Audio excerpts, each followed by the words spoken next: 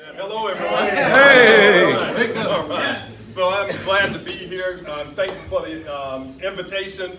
And of course, we're in Black History Month, but what you'll find is that the history of the Republican Party, not just in the great state of Texas, but throughout this nation, goes far beyond 1 month, goes far beyond this. As I shared before, I'd like to share just a brief history about myself. I started off as a Democrat. I'm from Shreveport, Louisiana originally, and I started off as a Democrat not because I knew anything about politics, but simply because I was told that as a black man, you are a Democrat. You're born, you're a Democrat. This is what we were told. You vote Democrat. And so, immediately at 18 years of age, I went down and I cast my first vote at the local library as a Democrat. And I was like, yes, I voted. And I continued to do the same for several years to come. It wasn't until I started to look at candidates and started to realize, wait a minute, these candidates are voting on some things that just simply does not align with who I am as a person. So my wife and I, we started to look and we started to gradually vote for candidates that were not just Democrats. And over time, I became a pastor, senior pastor of a church for about 12 plus years. And during this time, I remember one specific instance where a few years prior, there was a person, you all may know him. He was a former president, Barack Obama. You may know that name. Well, he was running, and I told my daughter, I said, well, he's running, and we live in Selma, city of Selma. I said, he's running for office. I said, this would be historic if this black man wins president. Now, at the time, I wasn't a Republican yet. And I said, why don't we go, because it's walking distance from our home. Let's go and see him just in case he wins. So you can say, I saw a president. So we went to see him, and shortly after, we were excited, ignited, and say, yeah, wow, there's a chance. So when he wins, we're like, all right, that's pretty cool, he won. So you all know the era, the time frame I'm in right now. I'm gonna bounce back and forth through history for just a moment. So at this point, we're excited, and how many of y'all have ever been excited for a sports team, and they're winning for the first 3 quarters, right? Spurs, you know we love our Spurs here. Spurs used to do it all the time, right? Get your 3 quarters, then come the 4th quarter, it's like, come on. So this was happening. So we're watching President-elect Obama. We're watching him as he's president, and the first year we're like, interesting stuff going on here. By year 2, head scratching is going on. It's like, wait a minute, very interesting. So by the time we saw all the support for things that were against our Judeo-Christian, constitutional beliefs, we realized that, wait a minute, we have a problem. Started talking to a Sunday school teacher of mine, and he said, hey, I want to introduce you to a few things. We started talking politics.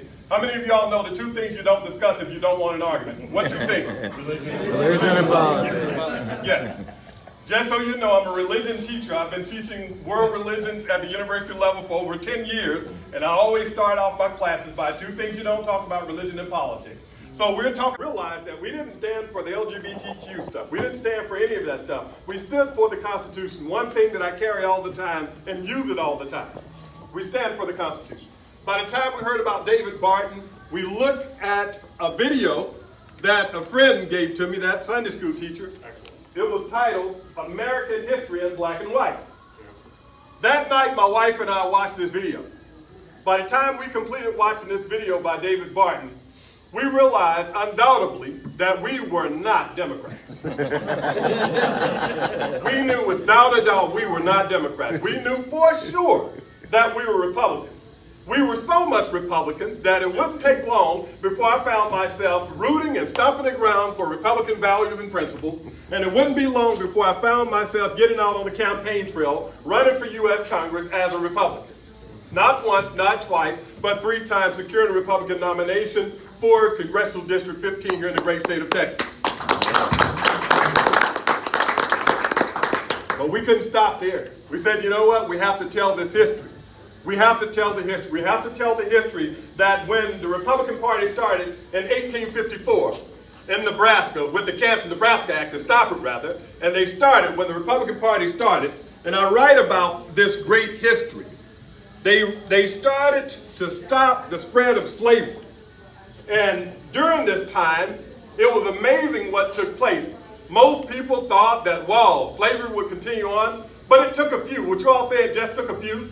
It just took a few. It took a few people to say in 1854 that we're going to stand together and we're going to stop the spread of slavery. And it took that few, and that few would ignite something in 1854.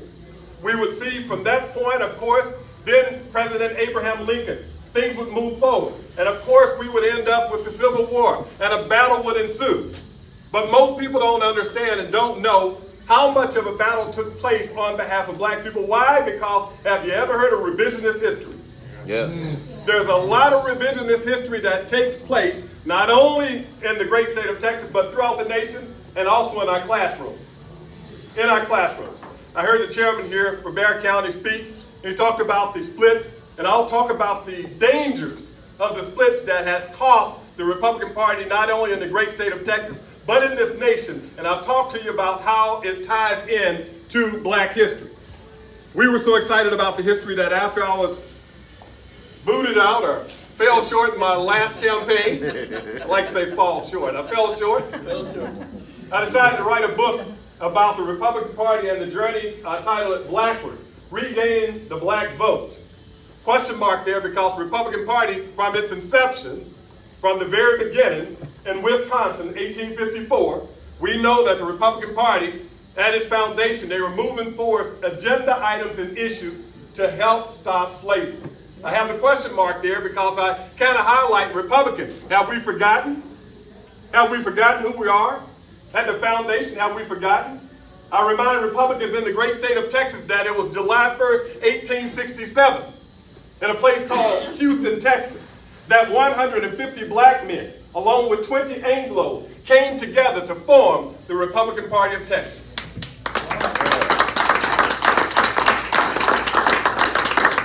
Why is this history important? This history is important because it was because of a great historian by the name of David Barton. And it was because of the history that talked about the first black people at the federal level that went into the House, the U.S. Congress, and went into the Senate. The first blacks were Republicans. They were Republicans. It was that history. It was a history that even here in the great state of Texas, when we look at the 1860s, something magnificent took place. Something great took place. When we think about people like Norris Wright Cooney, who was the second chairman, a black man, who was the second chairman for the Republican Party of Texas. No one told me that. That's why it's so important when we're running for offices to make sure we look at it our local, state, and federal. We're making sure that what goes into the classrooms. I was a former teacher. Not only did I teach at the university level for the last 10 years, I've also been in the classroom at the 7th and 8th grade math and science level. And I know that the textbooks that I'm teaching with these kids and giving them this information, someone had to approve it. Some politician somewhere along the line had to approve it.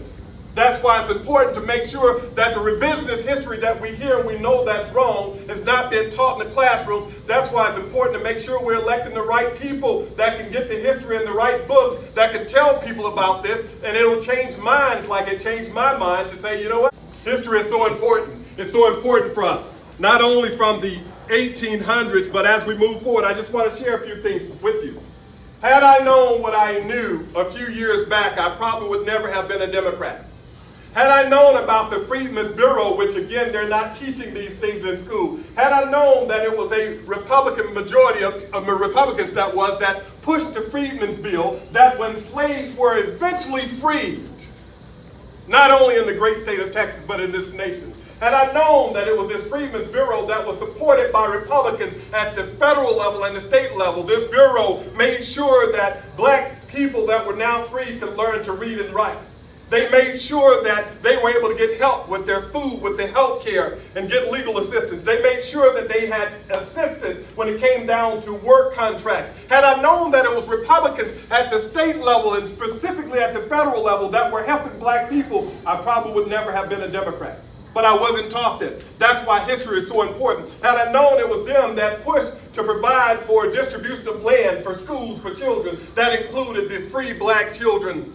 Had I known that it was them that helped reunite the freed black people with their families that were sold off in slavery. It was Republicans, not Democrats, behind this. It was Republicans. Democrats stood up against this.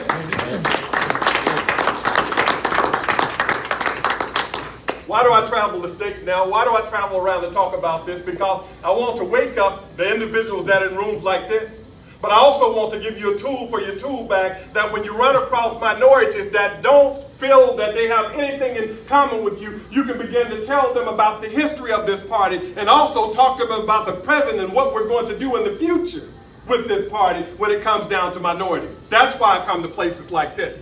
Because this truth and this history changed my mind, it changed my direction, it changed the direction of my wife and my children. My son is here now in the back, and he's gone viral with his TikTok by standing up for mega issues. Y'all understand what I'm saying?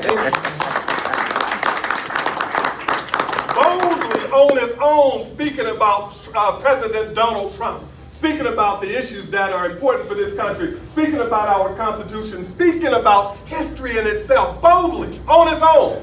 We found out when it gone viral, it's like, wait a minute, you've been doing what? Doing TikTok videos. But it worked.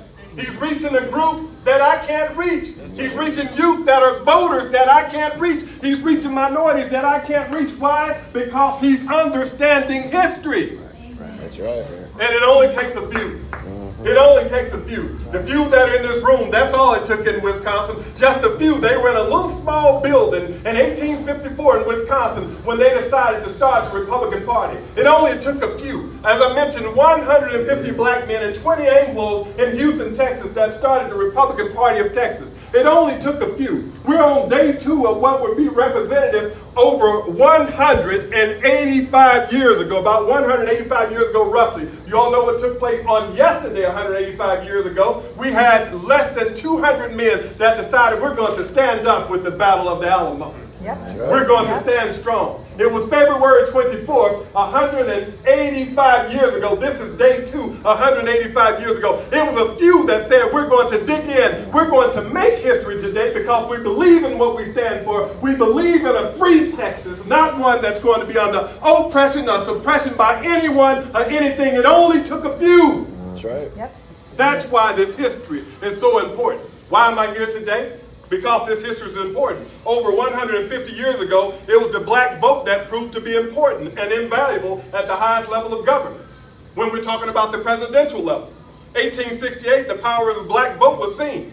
President Grant was running for office during this time, trying to get reelected during this time, and there was a challenge. The challenge was that the white voters were not coming out for him.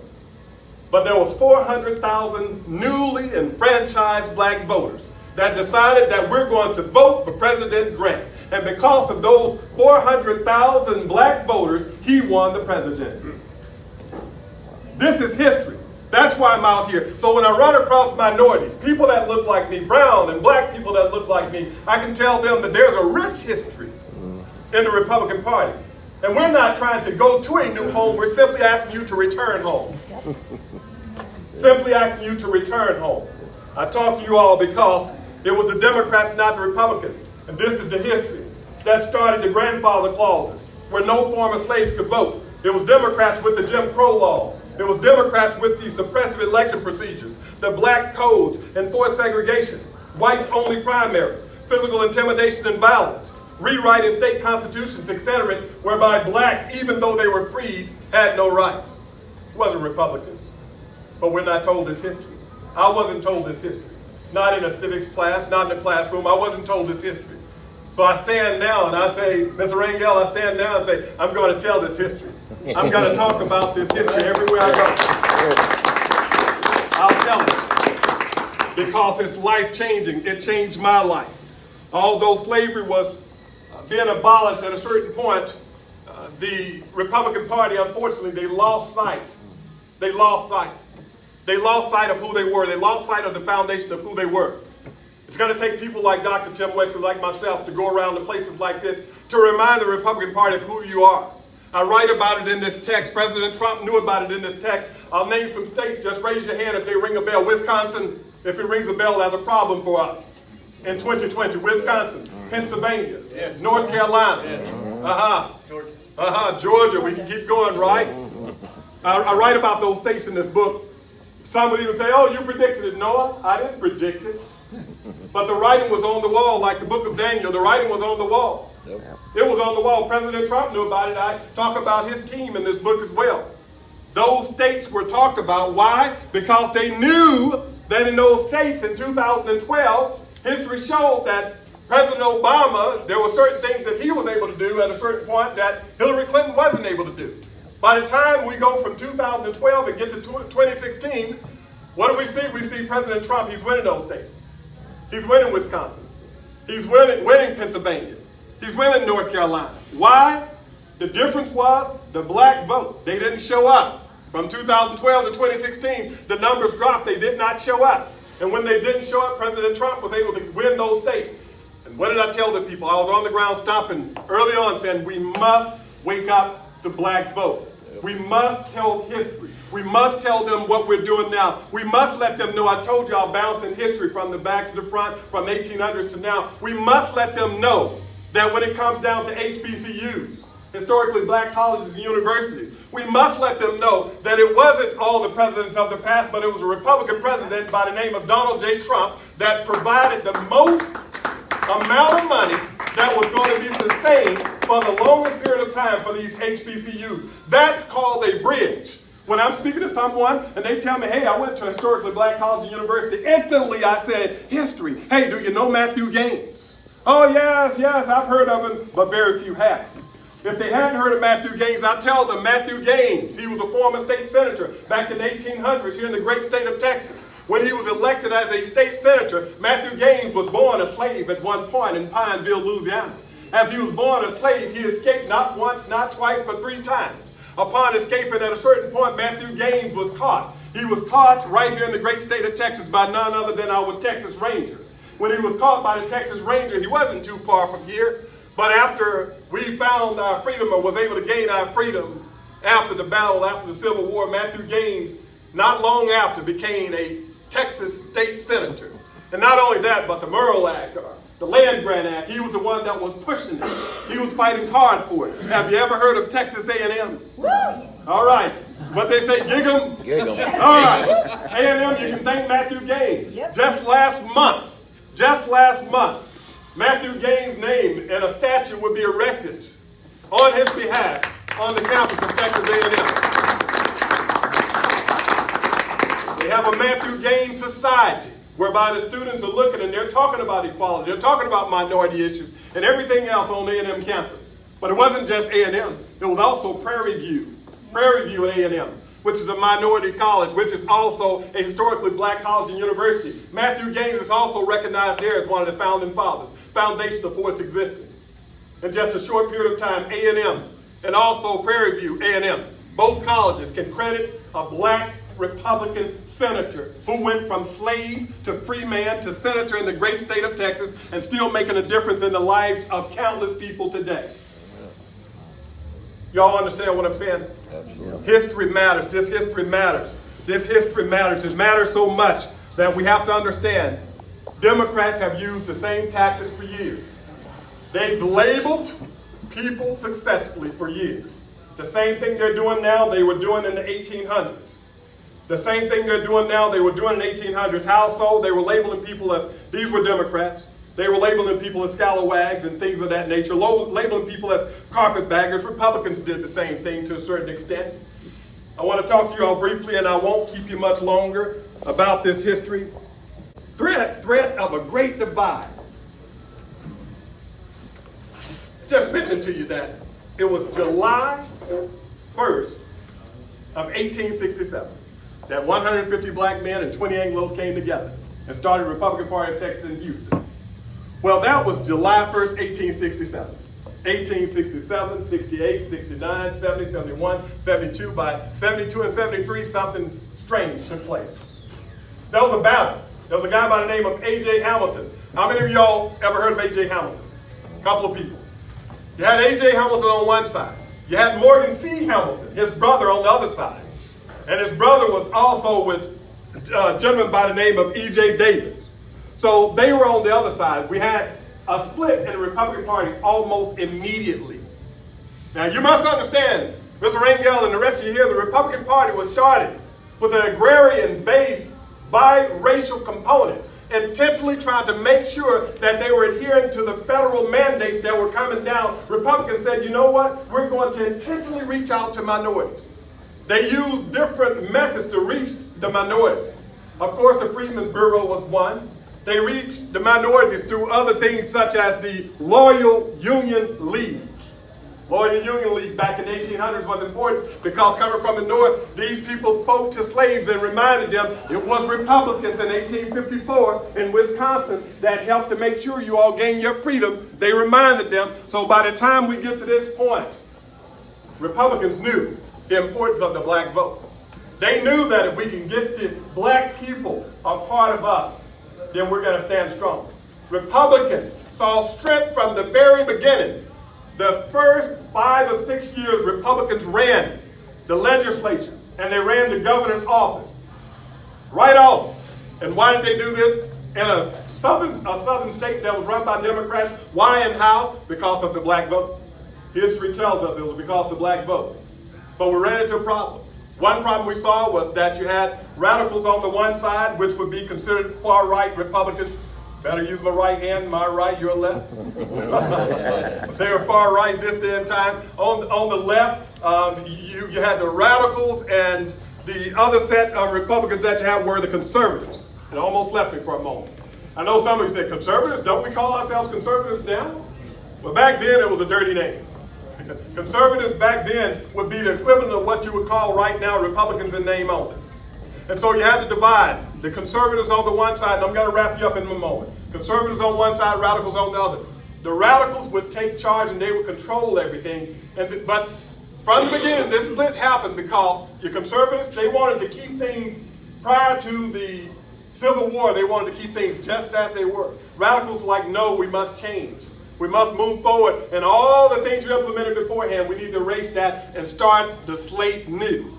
So all of a sudden you had a divide. We had a Constitutional Convention because keep in mind, Texas had what we call a secession. You all remember hearing about the secession from the Union. So in order to get back into the Union, they had to adhere to what the national government was saying. And Texas knew this. And so there were certain things the radicals were willing to do, but the conservatives wouldn't. And so they had the Constitutional Convention, 1868. At this convention, there was a great divide because radicals couldn't get their agenda items placed on the platform. So at a certain point, they stormed out of the convention. Can you all picture that?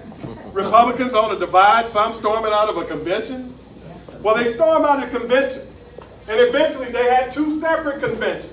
Yes, there were 2 separate conventions. Radicals had conventions that were taking place in Houston. In Houston, they actually had 2 conventions during that time. And the conservatives had another. And herein lies the problem. When the conservatives and the radicals were divided, this is 1868, they decided we will send our slate of people up for our state offices, and you all send yours. Can you picture that for a moment? A great divide from the very beginning. This divide, going back to what the chairman of Bexar County Republican Party was saying, this split, I call it the Great Split. It became problematic for the great state of Texas. So much so that even though the radicals were able to win their seats, and the only reason they won them is because of the power of the black vote. They credited, in the history books, they credit the power of the black vote. Pushed them over. And so the conservatives were scrambling at this time. What do we do? What do we do? So what did the conservatives do at this time? So desperate for power, A.J. Hamilton decided he's going to court the Democrats. He decided, I'm going to get some endorsement from some of the Democrats at this time. Does that sound familiar? Dangerous territory. But it's not new. This is 1868. He decided to get these endorsements. So even some of the conservative Republicans said, no, that's a problem. We're going to branch off from you and go towards the radicals. So he tries this. Y'all have heard of Sam Houston, right? Yeah. Well, he had a son. Sam Houston had a son, and Sam Houston's son decided that he's going to go ahead and swing things a little bit different as well. His son decided what he's going to do is, because he was in charge of all the clubs like this, he was in charge of all of them through Texas. He decided at this point, what he's going to do is start to swing things more towards national politics and things of that nature, and he's going to try to move away from the biracial component. So a couple of things taking place. You have a great divide by Republicans. Radicals are enjoying some success because of the black vote. Conservatives are desperate, so they're seeking Democrat support. They're also trying to change the base of who the Republicans were in the great state of Texas from July 1st, 1867. And they're now bringing in the idea that we're going to move away from the minorities in the party, and we're going to move towards being a more white-based Republican Party to attract some of the Southern Democrats who are disenfranchised and upset, and in attracting some of these Southern Democrats, maybe we can get strong and take over from the radicals. Big mistake. That was 1868. By the time we get to 1872, Texas, Republicans lost the state legislature. They lost the House and they lost the Senate. By the time we get to 1873, they lost the governor's office, and it would be lost for the next 120 plus years. Do y'all hear me? Because of two major things. Republicans couldn't figure out how to get along and stand on the Republican platform that the people put forth before them and agreed upon.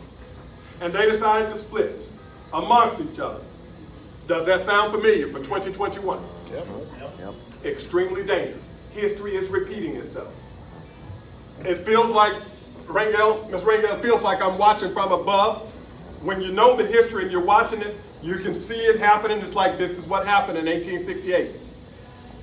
I wrote about what was taking place with the election before we ever had an election. History told me what was going to happen, what was going to take place. History is telling us that if we don't come together as Republicans and we remain decided that we're going to split with one another, split into factions. Oh, we're going to have the mega. We're going to do this. We're going to do that. We're going to do that. Democrats on the other side, they're cheering on. You know what Democrats did in the 1860s? They said, let's go and get those minorities that they're throwing away. They decided to have barbecues back in the 1860s. Free barbecues, literally. It's in the history books. They had Grady's back there? They didn't have Grady's. I imagine their barbecue was Shady's. So they had shady barbecue, but it worked. They decided to attract the black vote, and they decided to get them. So for 120 years, two things happened. A split amongst Republicans and loss of sight of how valuable and important the black vote in this day and time, the minority vote is. Absolutely. That's how important it is. Why do I tell this history? Because we have a chance to make a change. I want to close with a few thoughts. So what do we do moving forward? Moving forward, the Republican Party must arrive. It must arrive at an understanding that the black Republican plight is truly something that they must understand and fight for. Not just the black vote, but all minority votes. No one in here could honestly say that you don't believe the minority vote is important. Because when it came down to the election for 2020, and just what the one 2020 for the presidential election, we see, and history and stats tell us it was the minority vote that made a difference. The Republican Party has a lot to offer. That's why I'm here. People ask me all the time, why are you a Republican? You're a black man, how is it? I said, how is what? How do they treat you? They who? Yeah, I get all those questions, right? So I tell them, I said, look, fact of the matter is, and you all can agree with this, I'm sure you can.